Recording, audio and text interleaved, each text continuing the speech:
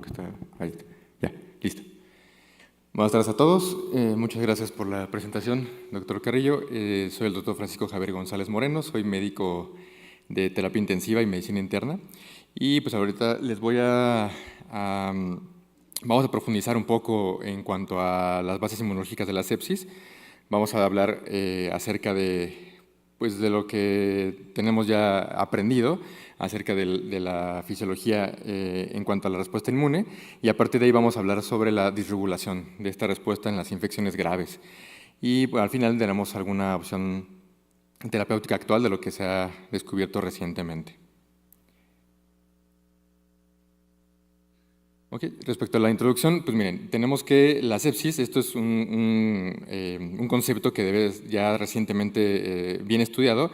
Hace mucho se creía que pues, el daño orgánico estaba dado directamente por el daño celular a partir de la infección de las bacterias, virus o el microorganismo que estaba infectando, y posteriormente nos dimos cuenta que la situación es más bien un problema de la respuesta inmune. Cuando la respuesta inmune está desregulada, es cuando el daño celular y el daño orgánico es cuando lo vemos presente, ¿no? Más allá de la infección.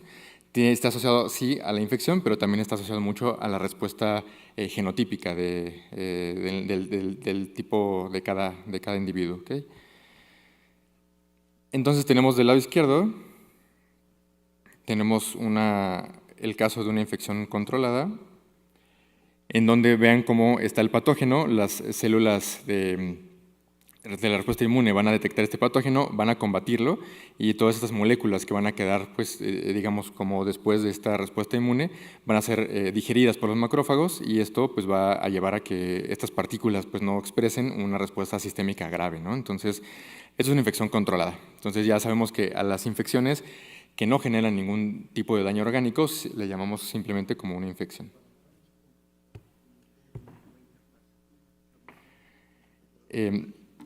Y del lado derecho, en el cuadro B, tenemos que vean cómo el daño celular está presente y tenemos una expresión sobreregulada o hiperinflamatoria en cuanto a la infección establecida. Entonces, en el caso B, tenemos aquí un momento que ahorita lo vamos a describir paso por paso, pero básicamente es el daño que se va a generar al endotelio, a los órganos, y en general pues en la parte sistémica, dado por una respuesta inflamatoria pues muy exacerbada, ¿no? Entonces, cuando tenemos una infección sin daño orgánico, simplemente le llamamos infección controlada, y cuando la infección ya va a generar una respuesta inmune desregulada o ya habrá, o tenemos la evidencia de un daño orgánico, pues entonces ya le conocemos como sepsis. Entonces ya dijimos que básicamente la sepsis está asociada más a esta respuesta inmune desregulada. Entonces tenemos que la respuesta inmune desequilibrada, muy importante, no quiere decir que no quiere decir que solamente sea que esté exacerbada, también tiene que ver con las respuestas antiinflamatorias. Recordemos que cuando tenemos una respuesta proinflamatoria, siempre tendremos un mecanismo pues, de resolución, ¿no? No podemos estar todo el tiempo inflamados, y estos mecanismos de resolución de la inflamación también van a estar alterados en la sepsis, y en la sepsis, en el choque séptico, en los cuadros más graves. Después de que la respuesta inmune está desequilibrada, es decir, una expresión muy alta de la inflamación, pero esta inflamación no es efectiva. Entonces, al no ser efectiva, pues no logra combatir a los patógenos que están generando la infección.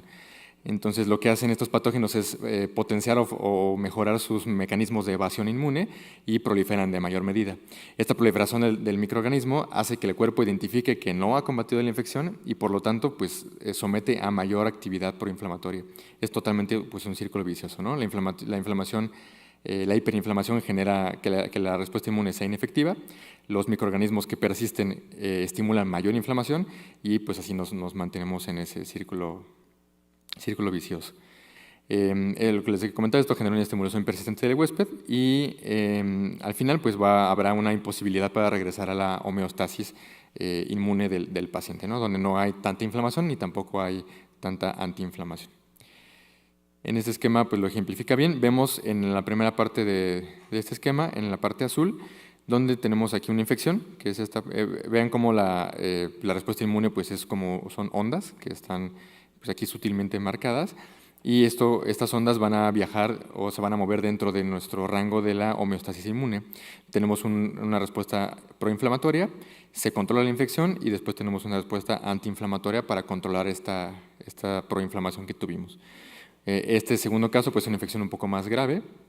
Aquí el paciente pues, ameritó pues, de manejo con antibióticos, no solamente con la respuesta innata o la propia, pero aún así vean cómo se controla la infección y entra en mecanismos del proceso antiinflamatorio. Y esto pues, vuelve a la homeostasis al paciente. Ahora veamos la segunda parte, la parte rosa. Entonces aquí ya nos enfocamos a un paciente que tiene sepsis. Que dijimos que la sepsis es una respuesta inmune desregulada. Entonces, vean cómo hay de días a semanas, vean cómo hay un estado hiperinflamatorio, ¿no? Es una proporción inflamatoria totalmente pues exagerada a comparación de las respuestas normales o de homeostasis. Pero vean cómo al mismo tiempo, o sea, vean aquí cómo la respuesta antiinflamatoria ocurre después de que se controla la infección. Pero aquí no, aquí el problema es que la respuesta antiinflamatoria está ocurriendo simultáneamente junto con la respuesta hiperinflamatoria. Entonces esto genera pues, que la respuesta inmune pues, no sea nada efectiva y que la infección y los microorganismos pues, persistan y sigan proliferando. Ahora en sepsis tenemos la tercera parte, que es ya, digamos, el estado post-sepsis, que tenemos dos opciones. Aquí habrá recuperación a su estado homeostático, o no habrá recuperación y el paciente se quedará con cierto grado de estado proinflamatorio y cierto grado de estado antiinflamatorio, lo cual genera pues, lo que se conoce en algunas partes, que ahorita también lo vamos a definir, como una enfermedad crítica crónica. La enfermedad crítica crónica son pacientes que llevan hospitalizados en terapia intensiva 1 mes, 2 meses y pues, clínicamente o incluso por laboratorio dicen sigue séptico, ¿no? Sigue inflamado. Entonces son pacientes que ya están en una etapa pues de secuela, ¿no? Es una secuela en la cual el estado inmune nunca llegó a la homeostasis y esto genera pues, que el paciente pues, tenga complicaciones a diferentes órganos, ¿no? Cardiovasculares, neurológico, incluso que esto lo hace propenso a infecciones oportunistas o infecciones bacterianas secundarias, ¿no? Y pues, el paciente al final terminará pues, con reingresos hospitalarios y al final pues, con la muerte. Entonces les comentaba, después de una infección grave, o sea, de sepsis o choque séptico, tendremos 2 caminos, que el paciente se podrá ir a la recuperación, que el paciente tendrá su estado inmune cercana al estado presepsis, o sea, cercana a la homeostasis, o se irá hacia el deterioro clínico inmunológico persistente. Esto les decía, pues va a predisponer a reingresos, reinfecciones, deterioro cognitivo, eventos cardiovasculares, ya sea infartos, tromboembolismos pulmonares, fallas cardíacas y secuelas en la calidad de vida, y esto pues, de manera tardía va a derivar pues, en la muerte del paciente.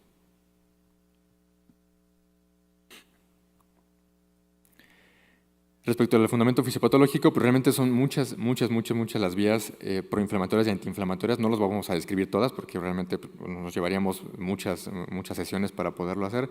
Es tan inmensa el conocimiento actual acerca de toda la actividad inmunológica que no llegaríamos pues, a abarcarlo todo. Entonces, los que voy a comentar serán como las principales vías o las que se han descrito como las más relevantes en cuanto a todo este tema.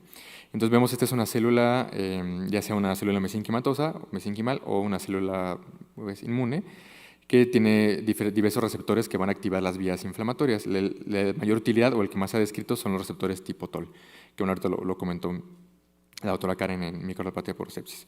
Y en la parte exógena de la célula tenemos las PAMs. Las PAMs, de acuerdo a sus siglas en inglés, son los patrones moleculares asociados al patógeno.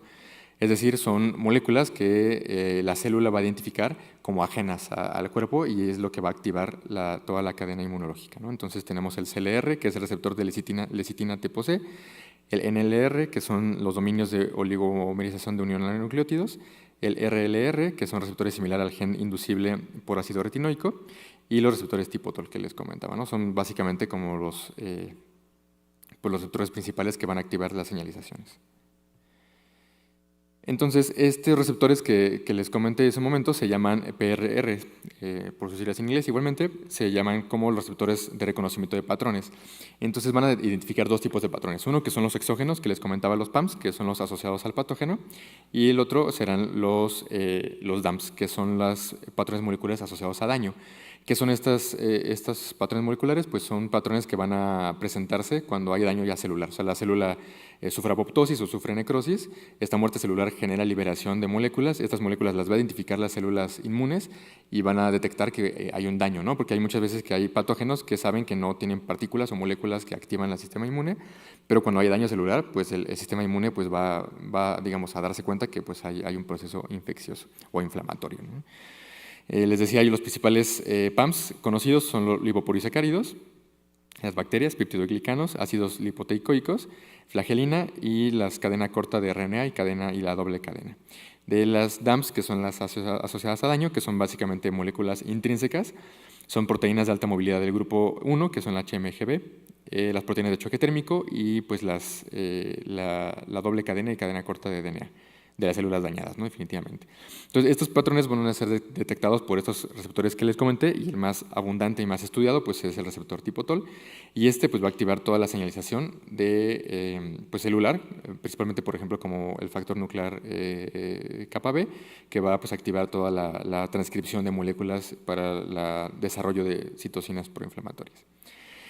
Es importante también mencionar lo de la microbiota, pues tampoco quiero ahondar demasiado porque también es todo un tema único, pero está ya bien sabido que durante la sepsis existe una disbiosis. ¿Qué es la disbiosis? Es una disregulación de la microbiota intestinal, ¿no? Entonces, hay disminución de las poblaciones celulares de firmicutes y bacteroidetes, principalmente, que son, pues, son grupos o bueno, familias de bacterias. De ahí hay lactobacilos que nos que de manera habitual pues, sirven como barrera inmune, sirven como aporte de energía, sirven como para la integridad del intestino.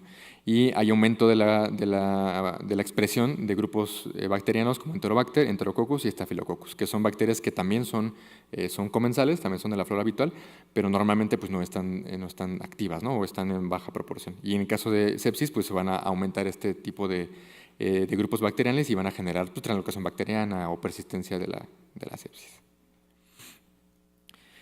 Entonces vamos a hablar de los dos puntos principales, una acerca de la inflamación excesiva o la hiperinflamación y después hablaremos de la antiinflamación o supresión inmune.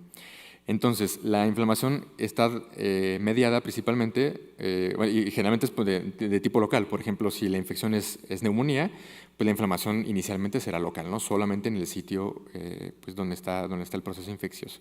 Y estará dado por leucocitos, citocinas, radicales libres, células endoteliales, el complemento y los factores de coagulación. Esto, cuando presenta una actividad descontrolada, pues esto va a generar que esta activación ya no sea local, ya sea totalmente sistémica y va a generar daño colateral sistémico, ¿no? Ya tisular. ¿Cuáles son las principales moléculas o partículas que van a estar influenciando este daño tisular? Pues está el factor necrosis tumoral y la interleucina 1-beta, ¿no? Que son las dos principales citocinas proinflamatorias o las más importantes en sepsis. También están las proteasas, que son secretadas por neutrófilos principalmente, las trampas extracelulares de neutrófilos, los NETs, que también se ha visto que son muy importantes para la destrucción o la aniquilación de los microorganismos. El factor tisular, que es el principal molécula que va a activar nuestra cascada de coagulación por daño endotelial o daño intrínseco.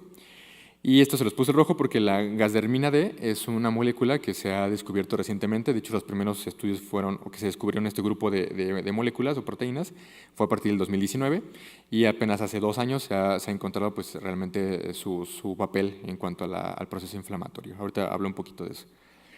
Entonces, la sobreactivación o la activación sistémica de estas moléculas va a derivar en daño tisular y la sobreactivación de la coagulación, lo que nos va a derivar en CID, que es coagulación intravascular diseminada, o MOD, ¿no? que es la disfunción orgánica múltiple. Digamos, por grupos celulares, en los leucocitos habrá liberación de mediadores proinflamatorios, lesión celular que va a liberar DAMPs y esto va a sobreexpresar la actividad proinflamatoria. El endotelio también liberará mediadores proinflamatorios, incrementa sus propiedades procoagulantes por la activación o liberación de factor tisular. Y habrá disminución de la función de barrera del endotelio, ¿no? O sea, lo que habrá que haya más fuga de células inmunes y más destrucción tisular. Por parte de las plaquetas, igualmente, liberan marcadores proinflamatorios, activarán en mayor medida pues, la actividad de los neutrófilos y del endotelio, y esto también pues, favorece la trombosis microvascular. Y otro tipo de actividades celulares, pues bueno, también va dirigido hacia la actividad del complemento y la actividad de la coagulación. Okay. Entonces, en este esquema se describe la vía le llaman la vía no canónica, o una de las vías de la disgermina que les comentaba. Entonces, esto es piropoptosis. La piropoptosis es un proceso de apoptosis, pero está asociado a inflamación, ¿no? Básicamente es lo que significa. Piropoptosis fue descrita o se empezó a analizar desde el año 2001. Pero les decía yo que se encontró apenas hace 2-3 años que la gasdermina D es un grupo celular, bueno, la D es ya específicamente, pero bueno, la gasdermina son el principal grupo de proteínas que están asociadas a la piropoptosis. Entonces, ¿cómo se activa? Por medio de lipopolisacáridos, se activa la procaspasa 11, se vuelve a una caspasa 11 activa, se activa también la caspasa 1 y estas caspasas van a activar la gasdermina D. Y esta gasdermina va a generar poros a nivel de la membrana celular y estos poros van a liberar material genético, citocinas proinflamatorias y también DAMS, ¿no? También patrones asociados a daño. Entonces, está visto que este tipo de apoptosis está asociada a inflamación, no solamente a infecciones. De hecho, de la pandemia de COVID se encontró una gran actividad de gasdermina. En los procesos hiperinflamatorios de COVID-19, pues se encontró que la gasdermina estaba asociada a este tipo de apoptosis, ¿no? La piropoptosis. Eso fue en cuanto a la hiperactivación inmune, ¿no? En cuanto a la supresión, tenemos que la supresión está activada en sí por la inflamación, ¿no? O sea, cuando hay un proceso inflamatorio, inmediatamente se empieza a activar la parte pues, que lo va a regular, la antiinflamación. Entonces, lo que hace es depletar células inmunes, desgastar o el desgaste de las células T que son activas, como las TH1, que son las células que van dirigidas directamente al control de las infecciones. Disminuye las citocinas proinflamatorias y hay disminución de la expresión molecular de superficie, como la HLA-DR, ¿no? Principalmente. Entonces, ¿qué es lo que pasa? Si el paciente está en un estado de supresión inmune, estando dentro de un proceso séptico grave, bueno, estando dentro del proceso de sepsis, perdón, lo que pasa es que pues, va a haber fracaso a la erradicación de la infección primaria. Entonces, este proceso, como les mostraba en de los primeros esquemas, está activado de manera concomitante o simultánea con el proceso hiperinflamatorio. Entonces, hay un exceso de inflamación y también una supresión inmune, por lo cual no se puede de manera eficiente acabar con la infección y esto nos va a llevar pues, también a tener infecciones oportunistas o infecciones secundarias. Que esto lo mismo va a perpetuar más inflamación, más inflamación y bueno, es el círculo en el que no podremos salir. Hay un término que se llama tolerancia a endotoxinas, en el cual principalmente los monocitos y macrófagos van a recibir el estímulo de endotoxinas, pero por el estado de supresión inmune, pues no van a responder como deben. Entonces, a pesar de que detectan estas endotoxinas de gérmenes, no van a hacer pues, el trabajo que habitualmente se hace en un sistema pues, normal o de homeostasis. Se va a reducir las poblaciones celulares de CD8 positivas, que son células efectoras, células T, las células TCD4 a TH1 y las natural killers. Entonces, esto mismo pues, va a reducir la eficiencia en el control de infecciones y va a aumentar la población celular de TH2, que son células que son células totalmente antiinflamatorias, ¿no? Todo esto va a generar un concepto que se llama inmunoparálisis. La inmunoparálisis es un proceso tardío que ocurre principalmente en los monocitos y macrófagos, en el cual existe una reducción de la función metabólica. Se ha visto que hay disminución del ciclo de ácido tricíclico y hay disminución del lactato porque hay disminución del metabolismo. Entonces, al estar el metabolismo pues, disminuido, lo que hace es no producir las citocinas proinflamatorias que necesita pues, para controlar la infección. Entonces, les decía, la CD4 pues, promueve apoptosis, pues el cuerpo dice ya controla la infección, pero lo que hacemos es eliminar pues, todas las células proinflamatorias. Los neutrófilos va a incrementar células inmaduras de forma circulante, lo cual también son ineficientes para el control de infecciones. Los nodos linfáticos van a incrementar la destrucción de células dendríticas y células B. Las células TCD8 van a disminuir su población y también van a promover apoptosis. Las células prestadoras de antígeno pues, van a dirigirse a un fenotipo M2, que el M2 de los macrófagos es un fenotipo celular que va dirigido hacia la reparación celular y a la parte antiinflamatoria. Y habrá mayor expresión de células T reguladoras y células supresoras derivadas de amiloide, ¿no? Que son células que se expresan cuando ya pues, el cuerpo busca disminuir pues, la actividad proinflamatoria. Ahora, dentro de este proceso de supresión inmune. Este es uno de los marcadores que no es tan reciente, pero pues sí es reciente, digamos, en el ámbito del estudio de la sepsis. Si ustedes buscan este antígeno, que se conoce como muerte celular programada 1, este antígeno está muy estudiado en cáncer, ¿no? En cáncer principalmente hematopoyético. Lo que hace es inhibir, este receptor se expresa en las células inmunes y es su ligando, que es el PDL1, que viene en la célula presentadora de antígeno, lo que hace es pues, unirse a este antígeno, y lo que hacen es como pues, avisar al sistema inmune que no hay peligro, ¿no? Como decir, sabes que no pasa nada, no te actives, no destruyas las células, ¿no? Entonces eso está muy estudiado en cáncer. En sepsis es más reciente, que se ha visto que también hay una mayor proporción de este complejo, PD1 y PDL1, por lo cual pues es como pues, un objetivo a futuro para ser estudiado como un objetivo terapéutico. Entonces, les decía yo que el PD1 en la sepsis se ha visto que está incrementado en células T, monocitos y granulocitos, y el ligando pues, está aumentado en las células presentadoras de antígeno. Entonces, lo que hacen es deteriorar la proliferación de células T, generan linfopenia. Recordemos que la linfopenia también es un marcador de gravedad en sepsis. Aumentan la apoptosis de células inflamatorias, disminuyen las citocinas proinflamatorias, reducen la eficiencia inmune, y pues esto está bien, o se ha visto que esto está asociado a incremento de la mortalidad. Nuevamente en este esquema pues se los describo. Arriba vemos cómo hay una interacción del PD con el PD1 con su ligando, y lo que hace pues, es básicamente lo que les dije, ¿no? Disminuye la proliferación de células inflamatorias, disminuye la citotoxicidad, disminuye la actividad de los macrófagos, y el uso de anticuerpos contra este complejo, o sea, evita que se unan este antígeno con su ligando, pues lo contrario, ¿no? Potencia la eficiencia inmune de las células T. Entonces les decía que esto se conocía antes, o se describía de una manera como una enfermedad crítica crónica en este tipo de pacientes, grupo de pacientes que les comentaba, y más recientemente pues, se describe como el síndrome PICS, que a veces se puede confundir con un síndrome post-terapia intensiva, que también es PICS, pero bueno, este es un síndrome que está asociado a inflamación persistente, inmunosupresión y catabolismo, ¿no? Son pacientes que van a llevar 2 meses en terapia intensiva, los van a ver pues ya consumidos a pesar de la nutrición, todo el tiempo tendrán marcadores inflamatorios, o sea, nunca se van a negativizar, tienen infecciones recurrentes o infecciones secundarias, infecciones oportunistas. Entonces, bueno, son pacientes que van a tener estancias prolongadas hospitalarias, e incluso puede ser que, pues, que no logren una resolución favorable, ¿no?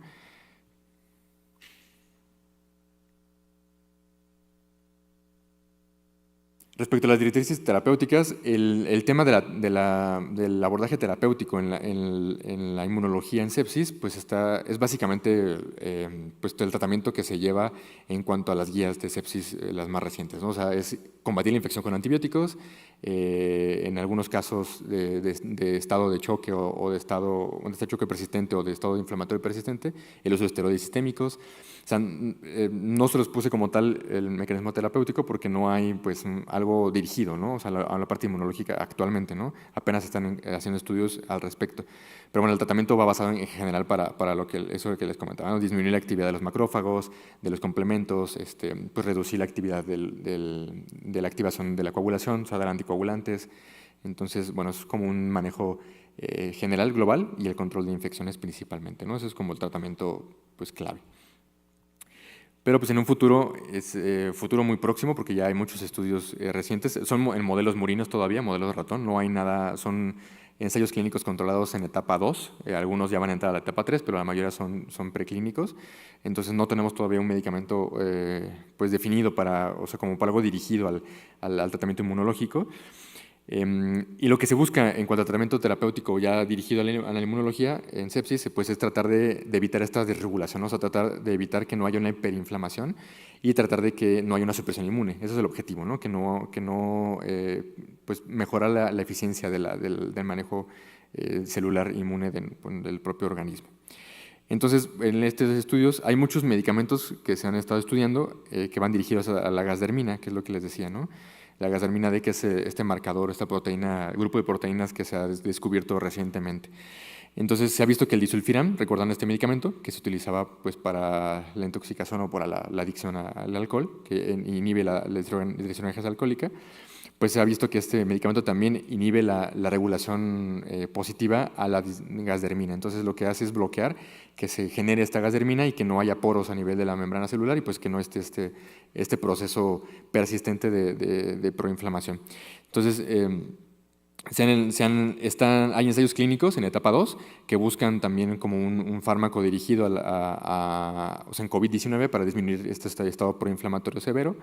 Y pues lo que les decía, pues en modelos murinos al menos, hasta ahorita se ha visto que hay disminución de interleucinas proinflamatorias como interleucina 8 y la 1 beta. Y pues se ha visto disminución de mortalidad. Pero bueno, les decía, estos son modelos todavía preclínicos.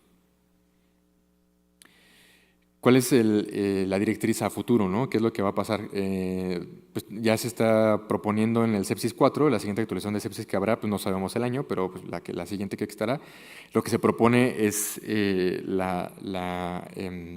pues como la descripción de endotipos, ¿no?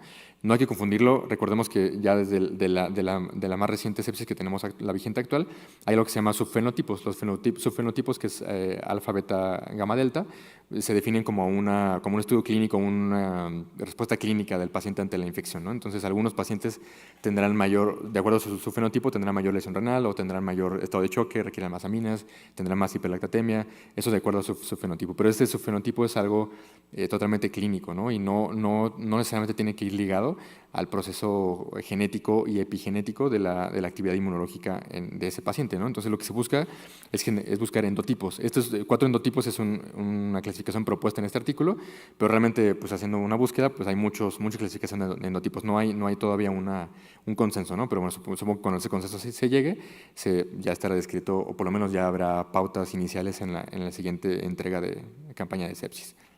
Entonces, recordemos, el endotipo va asociado directamente a la actividad genética y epigenética de cada paciente, ¿no? De cada individuo. Cómo es que responde genéticamente a la activación de ciertos o inhibición de ciertos marcadores de ciertas vías proinflamatorias y antiinflamatorias, ¿no? No tiene que ver con la clasificación clínica de los fenotipos. Y como conclusiones, pues bueno, lo que hemos visto es que recientemente se han descrito más marcadores, más receptores y ligandos y sus vías en cuanto a la activación e inhibición inmune, que lo que nos da un mejor entendimiento en la respuesta inmune a la sepsis. Y esto pues da la pauta que las siguientes consensos de sepsis pues van dirigidos ya no tanto a la clínica, sino más bien pues ya a la respuesta individual de cada, a la respuesta individual en cuanto a la exacerbación o inhibición inmune. Y esto también pues, beneficia el conocer estas nuevas vías porque pues, se buscan opciones terapéuticas dirigidas, ¿no? Ya sean tratamientos ya existentes o tratamientos novedosos como monoclonales dirigidos a ciertos ligandos o ciertos complejos. Y pues esto, lo que decía al final, pues es una opción atractiva para el futuro, hacer pues ya endotipos de la respuesta inmune de cada persona y ya individualizar el tratamiento, ¿no? O sea, tener el tratamiento global, el que ya conocemos, más en cierta etapa, pues iniciar un tratamiento ya dirigido a optimizar la función inmunológica de este paciente de acuerdo a su endotipo, ¿no? Esto es básicamente pues lo que está actualmente en estudio, ¿no? Y lo que veremos próximamente en la siguiente actualización de sepsis. Y bueno, por mi parte sería todo. Muchas gracias.